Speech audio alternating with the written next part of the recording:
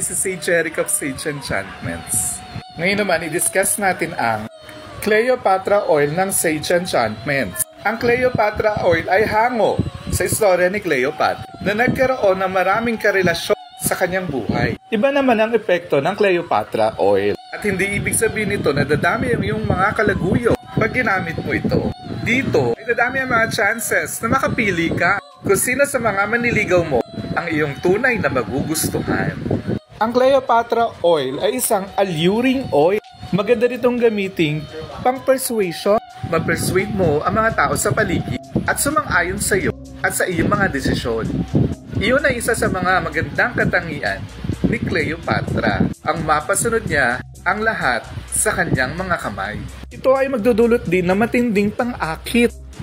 Pang-akit with conviction. Sa lahat ng mga plano mo at mga naiisip mo, siguradong marami ang susunod. Ang Cleopatra Oil ay gawa sa iba't ibang uri ng herb. Meron na pang persuasion, gaya ng lubigan at lavender. Sa mga nabangkong herb, sa mga iba pa na nakalagay sa Cleopatra Oil ay may binu, sun property at may water na element. Napakadali ding gamitin ng Cleopatra Oil dahil pwede mo rin itong ipahin sa mga points sa ating katawan. Kailangan lamang na mag-skin test ka para malaman kung may mga allergic reaction ito sa iyo. Pero bihira itong mangyari.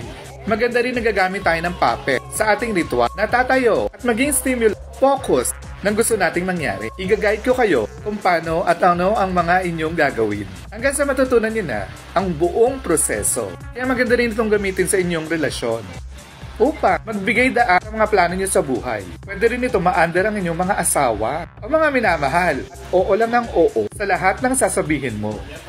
Imagination lang ang limit sa paggamit ng Cleopatra Oil. If you have questions, please let me know. Available ang Cleopatra Oil sa Sage Enchantment Shop. Maraming salamat po.